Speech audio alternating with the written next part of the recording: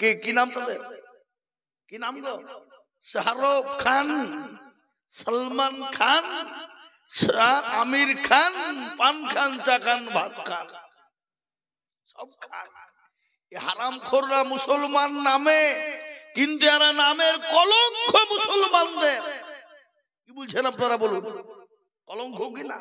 ও বাপ, যদি সেই আল্লাহকে চিনতাম তাহলে আজকে ভারতবর্ষে এই যে চলে গেল আমাদের 500 বছর পুরনো মসজিদ। কত বছর? জোরে বলুন, কত বছর? 500 বছরের পুরনো মসজিদ। আমাদের কলজা ফেটে গেল, দিল ফেটে গেল। গেল না? গেল না? কি গো, গিয়েছে না? গাই নাই?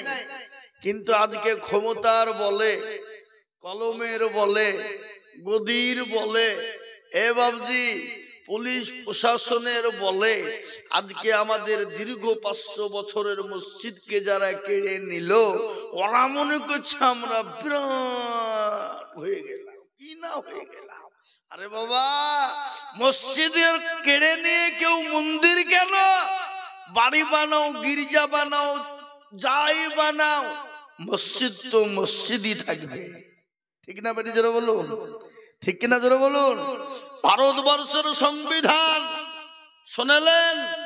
ভারতবর্ষের সংবিধানে লেখা ছিল সুপ্রিম কোর্টের আইন, যেখানে একবার মসজিদ হয়ে সেজদা হয়ে যাবে, পৃথিবীর কারো বাবার ক্ষমতা নাই সেই মসজিদকে সরিয়ে অন্য কোন জিনিস দিয়ে মসজিদকে ঢেকে দিতে পারবে। এটা ভারতবর্ষের আইন। কিন্তু এই মসজিদ আমরা কিয়ামত পর্যন্ত ভুলবো না। কি বলেন, ভুলবো আমরা? আমি, আমার ছেলে, তার ছেলে, যতদিন পৃথিবীতে মুসলমান থাকবে এই বাবরি মসজিদের কথা ততদিন মুসলমানের কলিজায় থাকবে। থাকবে কি থাকবে না? জোরে বলুন, থাকবে কি না? আজকে আমাদের মসজিদ কেড়ে নিল, কিন্তু বাবজি আজকাল কিছু মুসলমানদেরও দোষ আছে, আছে না নাই? কথা বলেন। আজকাল কিছু মুসলমান আছে, ওরা ধর্ম বুঝে না বাবা, ওরা মানুষের কাছে ভাইরাল হতে চায়। ভাইরাল বুঝেন তো, মানুষের চোখের সামনে। কিন্তু বাবজি আমাদেরই মুসলমানদের ভিতরে কয়েকটা যারা একবারে কি গো আর্টিস্ট, সিনেমা জগতে, ওরা বিরাট আশা করি কোটি কোটি টাকা দিয়েছিল বাবজি, কিন্তু মুখে চুনকালে। চুনকালে বুঝেন তো নাকি? আল্লাহু আকবার, অপমানের শেষ নাই। কোটি কোটি টাকা দিল কিন্তু আমন্ত্রণ পেল না, নিমন্ত্রণ পেল না।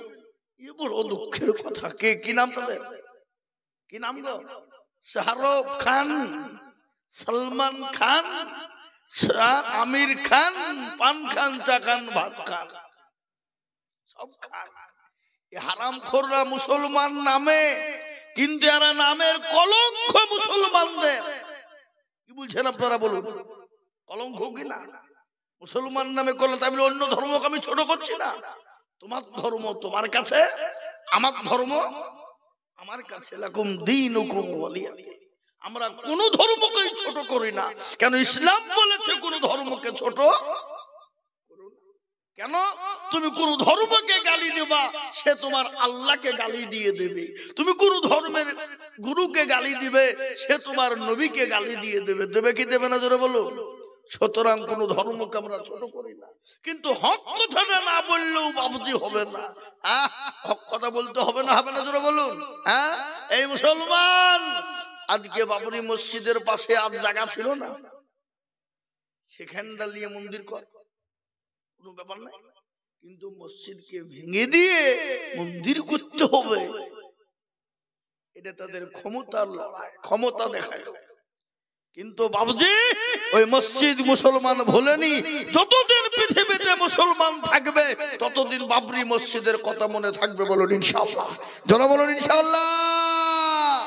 আজকে বিভিন্ন দিক দিয়ে খালি ভারতবর্ষ নয়, গোটা ওয়ার্ল্ডের মাটিতে আজকে ইসলামকে থুবে না, মসজিদ থুবে না, মাদ্রাসা থুবে না, দিন ইসলামকে থুবে না।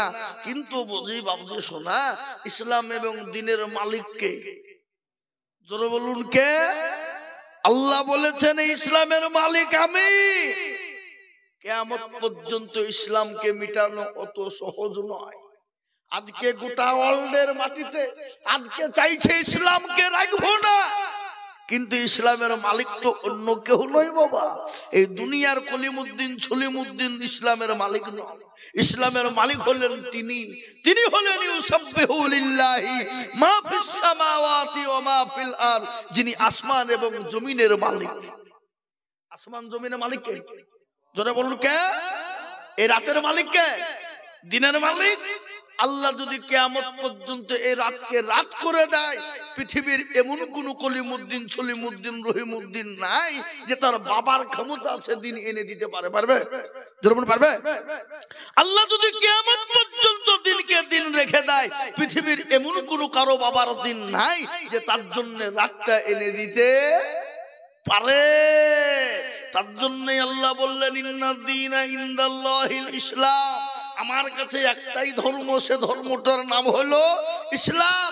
আর এই ইসলামকে কিভাবে রক্ষা করব আর কিভাবে জিন্দা রাখবো, আমি আল্লাহ ছাড়া পৃথিবীর কেউ বলতে পারবে না। জোরে বলুন সুবহানাল্লাহ, জোরে বলুন সুবহানাল্লাহ। যুগ যুগ যুগ যুগ যুগ ধরে পেরেছিল, পারেনি। এই যুগের বেঈমানরাও পারবে না। ফেরাউন